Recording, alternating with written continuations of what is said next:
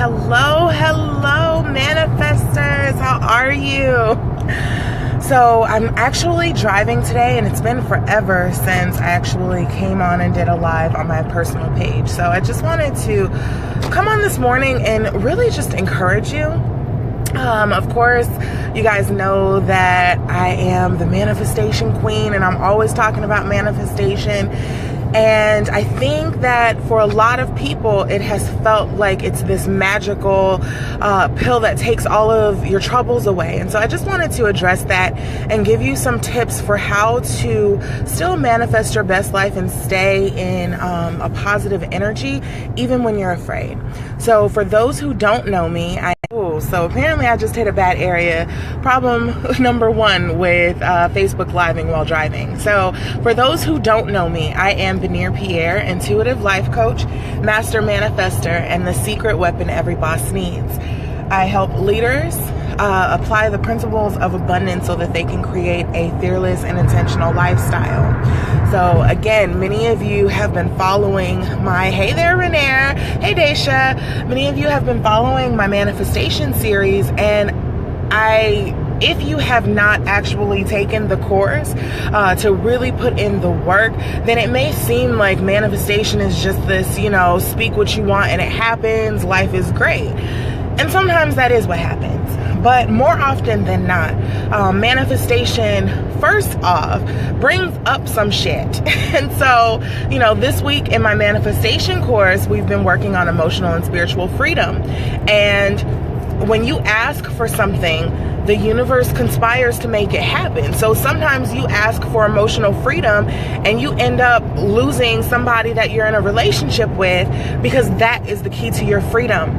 So the first thing that I want to say about that, hey there April and Stephanie, thanks for joining. The first thing that I want to address is the fact that sometimes your manifestation comes in ways that you don't plan for, and so you still have to trust the process, even when you're afraid, even when it doesn't seem like it's happening the way that you want. But I specifically wanted to talk about what happens when you are too afraid to even start. And so there are a lot of us in here who are manifesting some pretty big things.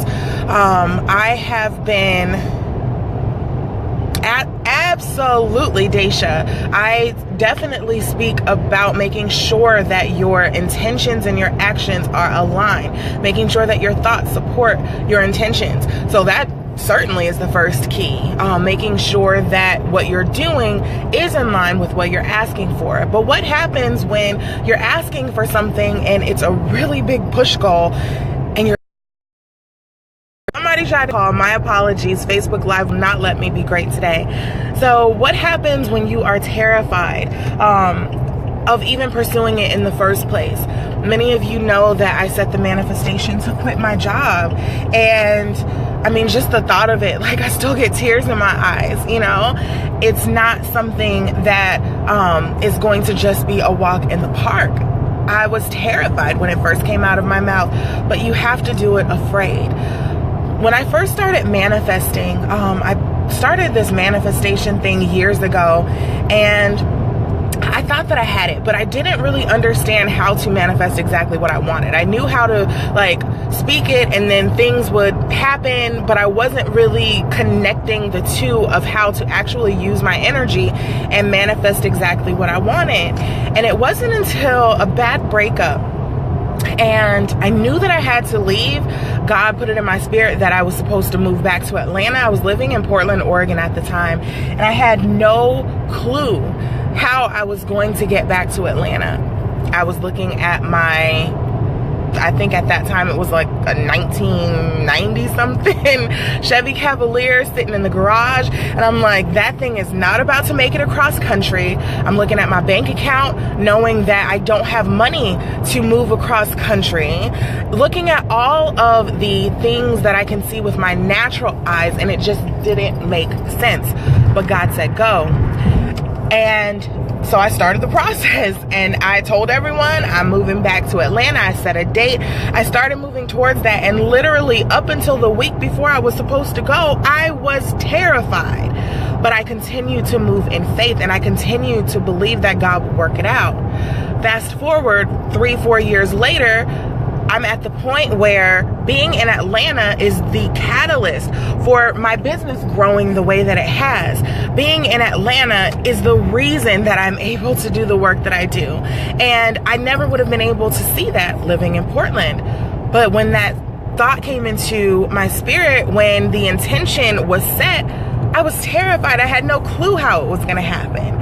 And so Martin Luther King says that you don't have to see the whole staircase, you just have to see the first step. It really is truly about taking that first step in faith and knowing that every other step will be ordered. Knowing that everything that you are asking for, if it's for your highest good, will be granted to you. It doesn't matter if you are afraid or not. I told my clients in the manifestation course that sometimes we have to treat fear like a kid having a tantrum. And so, you know, as the adult, we know that we have things to do. So if you have to go somewhere and your kid is having a tantrum in the back seat, do you stop your car and go home because your child doesn't want to go? And, you know, I definitely am all for progressive parenting. I don't have kids, but I'm the type of parent that would speak to my child and find out what the problem is. Find out, you know, why they're having a tantrum. But at the end, I'm still the adult. And if this is somewhere we need to go, we're going to go. You're going to sit in the back seat and you will stop crying and sniffling on the way there. I'll turn up the music so I don't have to hear you crying, because that shit's annoying.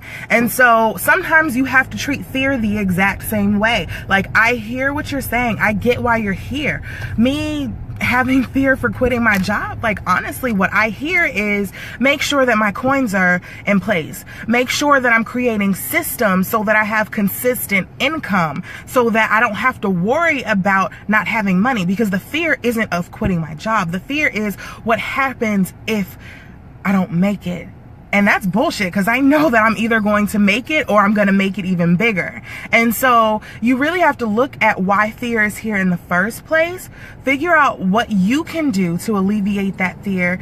And then sometimes you just got to tell fear to sit in the back seat, shut up, and we're still going to take this ride. You're going to be okay, but we still got to take this ride. And so if I can leave you with anything, it is simply that you don't have to get rid of the fear.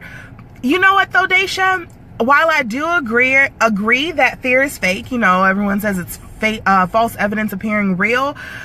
Fear comes for a reason. Fear is here to teach us a lesson. And so a lot of times we try so hard to push fear away that we miss that lesson. And so it's very important to honor your feelings. It's very important to listen. And so if you're feeling fear, allow yourself to sit in that feeling. Allow yourself to honor that so that you can understand why you feel it in the first place, but don't allow it to dictate you. Feelings should be honored, but feelings should not dictate your action.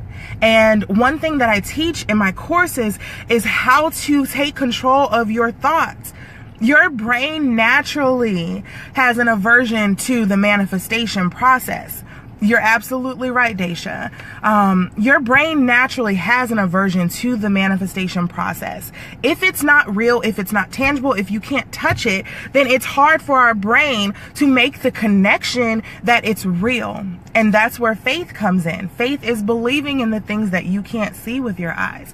And so sometimes when we are pushing towards these goals, especially if it's something that we have never done or something that we haven't had anyone in our immediate circle do, sometimes it's terrifying. But the key, again, is making sure that you, yes, honor the feelings, understand why it's there, but you're the one in control here. So take charge of your thoughts. And no matter what it is, do it. If God told you to do it, even if you have to do it afraid. I hope you guys have an amazing Monday. Make all your dreams come true. And I will try to come back on here again this week, because it's been forever since I've been live on my page. So I will see you guys later. You have a good one.